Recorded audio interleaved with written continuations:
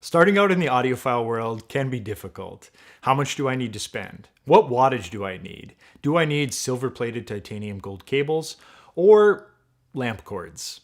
Today we have a simple and actually fun product that I'm excited to bring to the table.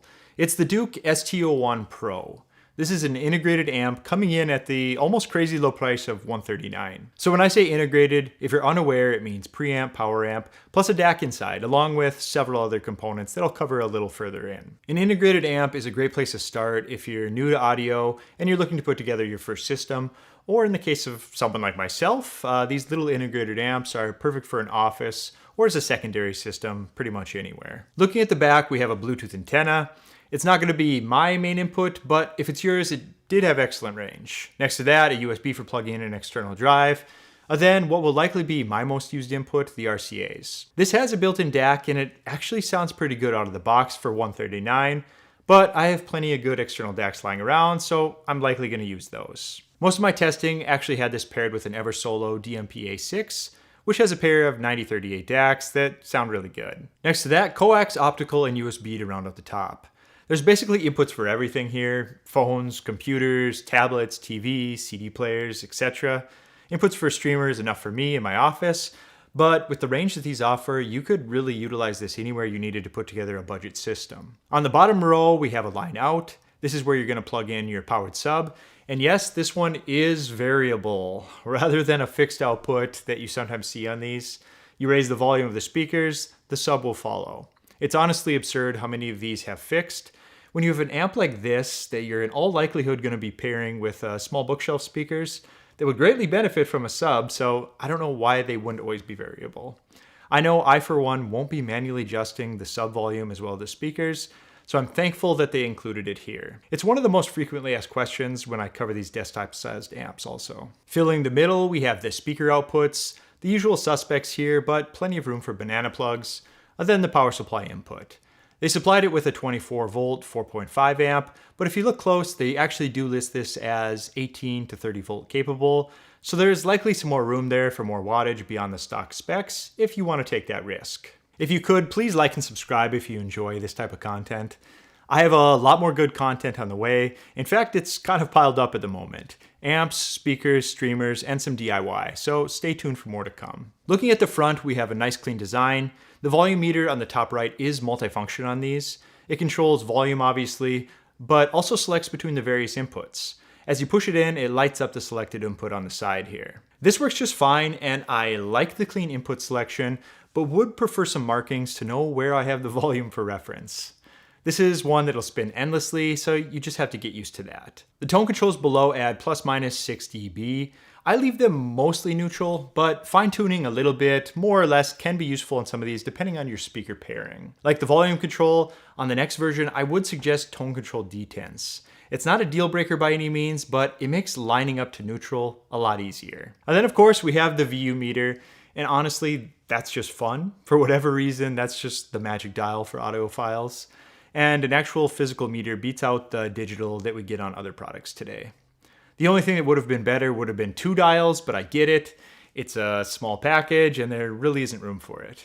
Rarely do I have a feature that I need to show on the bottom of these, but in this case, you can adjust the VU meter sensitivity from the bottom here. I noticed a number of people commenting how this meter performed.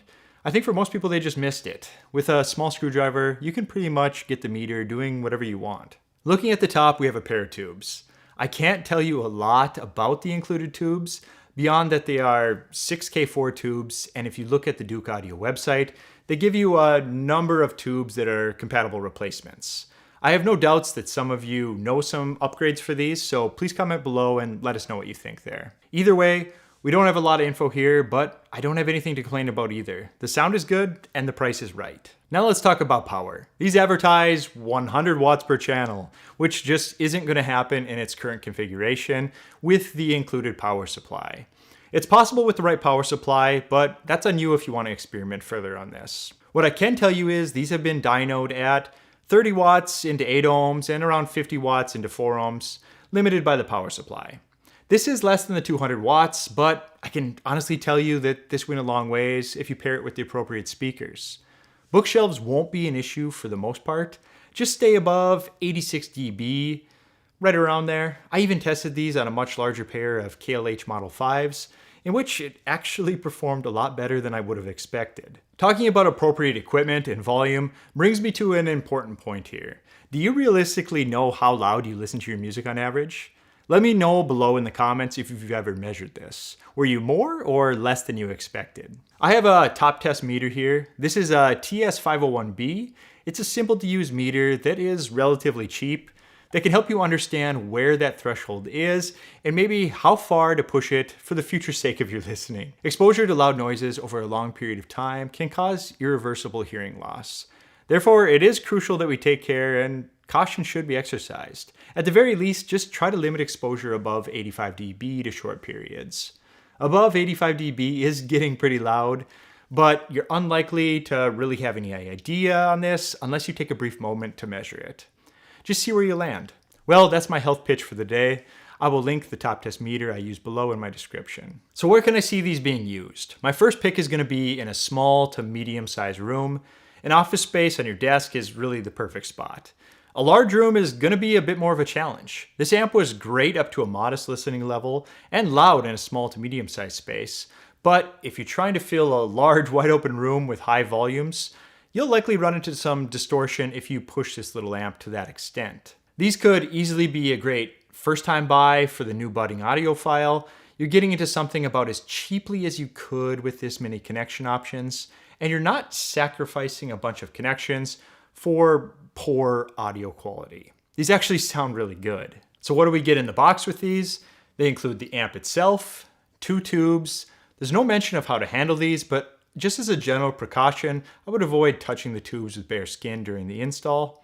You also get an optical and USB cable, remote, which does enough for me, volume control, input switching, all the simple things like that.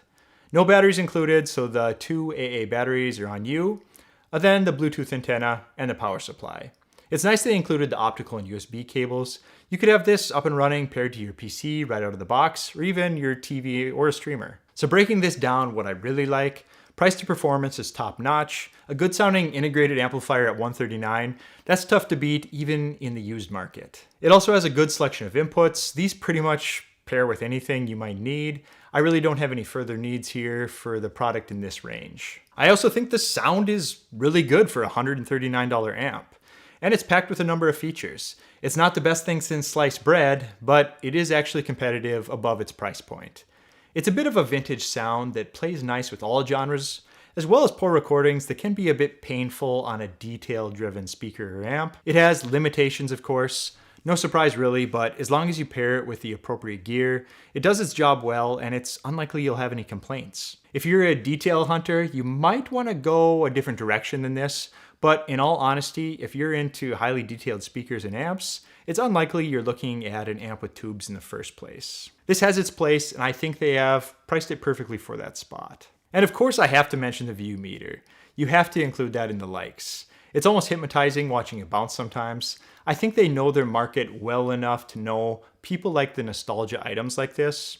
Well, they must, as they have them in a number of products they offer as well. What I'd like to see next time on these: let's bump up the power a bit for the Pro model. The low 30s at 8 and mid 50s at 4 are very usable, but I would really like to take advantage of what these chipsets can do, push them with a larger power supply, or even move up to a more powerful chip.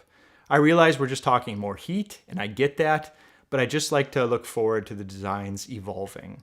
That's why this is what I'd like to see next time, rather than a con or a fault. Outside of that, I'd really like to see center detents on the tone controls, just for ease of use, as well as markings on the volume, so I have somewhat of a reference to where I'm actually at. Do I recommend this one? Yes, I do. I think it's a lot of fun. Pair it with a set of bookshelf speakers, a sub, and a streamer, and you have a competent little system that would do great in a variety of situations. If you already have too many amps laying around like myself, buy it for a friend or family member. It's a great way to grow the community and help to share what you enjoy. If you made it this far, I appreciate you as always. Please like and subscribe so I can keep bringing you more new content. Take care, and I'll talk to you later. Bye.